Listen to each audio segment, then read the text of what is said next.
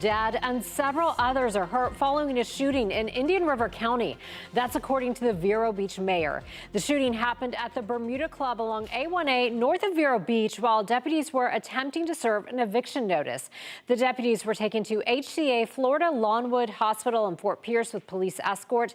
The condition of the injured deputies is not known right now. There is a press conference expected any moment now, and we will let you know when that starts.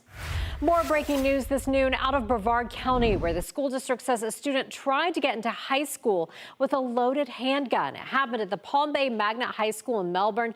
That's where we find your Melbourne community correspondent, James Sparvero. James, what can you tell us about this? Good afternoon, Julie. So Melbourne police are saying that they immediately confiscated that weapon. There was no threat, and that student was arrested, the student being a 17-year-old boy. This happened at 9 o'clock this morning, and I know from covering how Brevard Public Schools implemented its open gate weapon detection system that all students at the beginning of each morning, they have to walk through it. If something is detected, it will beep, and then there's somebody working right there who will then check the bag, check the students' pockets, check the students' hoodies. Think of it like TSA at an airport. And this is when they say they found that loaded handgun, and they took it right from there. So the student is just 17 years old. He was arrested. We know he's facing charges. At least one parent I've seen come out of the campus right now told me, thank God, nothing worse happens.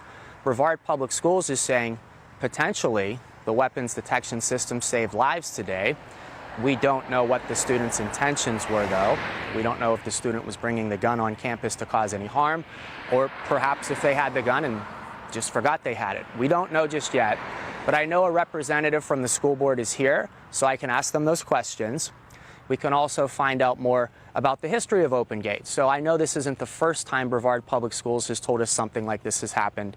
In the spring of 2024, we know of at least one other incident where this happened at Cocoa High School, where a student was stopped from also bringing a gun onto campus. It's been 2 years now since Brevard Public Schools rolled out the systems. First, it was at Melbourne High School. That's just up the road on Babcock Street here in Melbourne.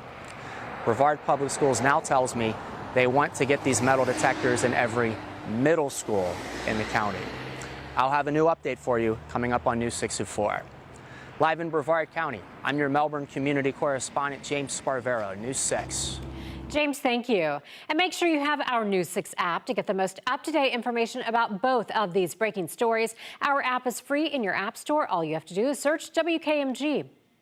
A celebration of life was held last night for the 18-year-old woman who was found dead on a cruise ship. But there are still big questions about what happened leading up to the death of Anna Kepner. We'll have more on that in just a moment. But first, let's get you to that live press conference in Indian River County.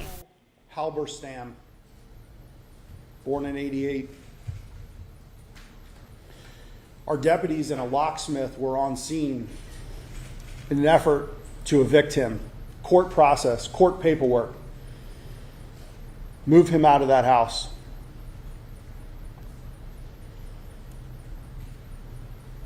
While they were in the entryway, having just made entry into the home,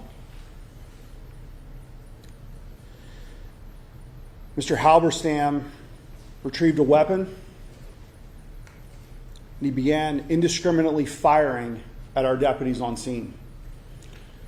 We had 3 deputies there. Deputy Tino Arisby has been with us for 25 years. He was shot in the shoulder. He retreated into the garage. I spoke with him down at Lawnwood. He's recovering,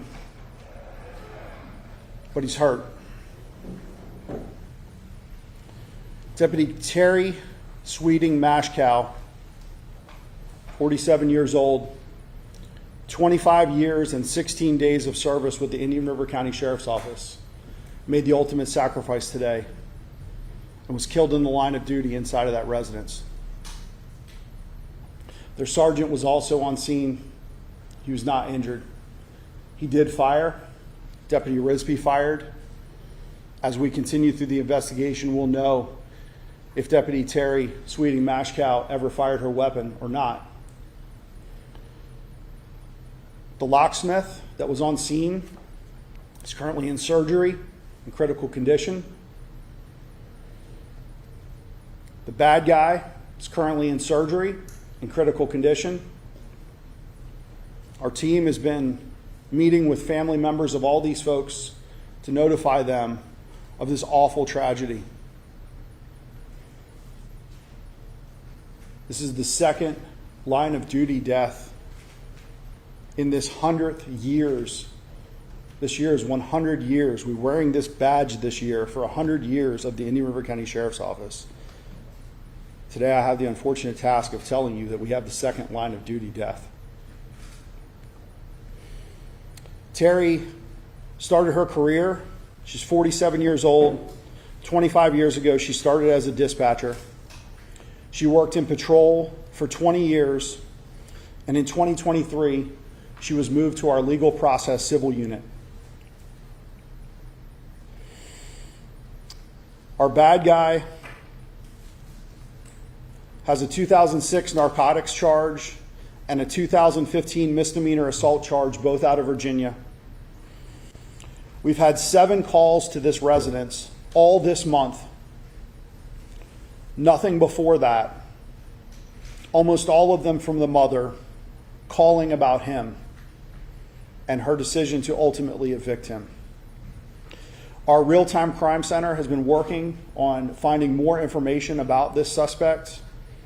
They've identified some strange posts on social media. They've identified that he was fired from UPS, that he made some terrible comments about them, and that he had been posting some negative items about the Indian River County Sheriff's Office on his Facebook page. This is not someone that was on our radar. This is not somebody that we were actively engaged with. This was a standard call for service. This is the everyday call, the eviction, the regular duties that our deputies bravely do every day in and out. And today, Deputy Terry Sweeting Mashkow, 25 years of service, 47 years old, gave her life for this community. With that, I'll take your questions. Did any of the deputies fire their weapons at this individual? Or? Yes, I can say that the sergeant that was on scene, Deputy Tino Risby, both fired. Until we conduct our full investigation, I will not be able to tell you whether or not Deputy Terry Sweeting Mashkow fired her weapon or not. Did the gunman have a legal right to own a handgun, or as a convicted felon he should not have had a gun? Through our initial investigation, again, we are very early on in this investigation, we see nothing that would preclude him from having a weapon at this time. Yes, yes, ma'am. What's the suspect's name and can you spell it? Sure. The suspect's name in this case is Michael, common spelling, Halberstam, Halberstam, born in '88. Again, he is in surgery in critical condition at the moment. Can you give the female deputy's name to spell? Sure. Terry, Terri, Mashkow, Mashkow. And what about the locksmith? Are you releasing the locksmith? We are not releasing his name. We have been in contact with his family, but we are not currently releasing his name. Why was the mother trying to evict her son? I don't have those details yet. The other deputies' names? Can you spell those? Tino, Tino. It's actually Florentino Arisby.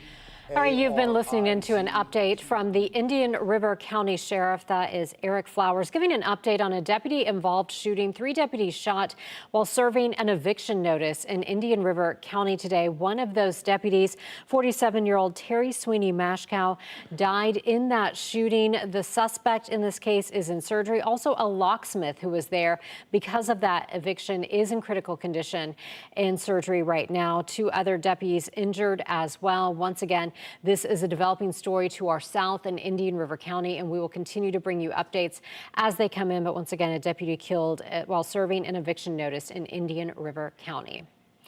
Back to the story we were talking about earlier. A celebration of life was held last night for the 18-year-old woman who was found dead on a cruise ship. But there are still big questions about what happened leading up to the death of Anna Kepner.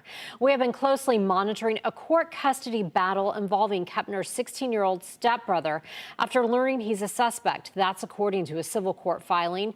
News 6's Angie Casada is sifting through that paperwork to learn more.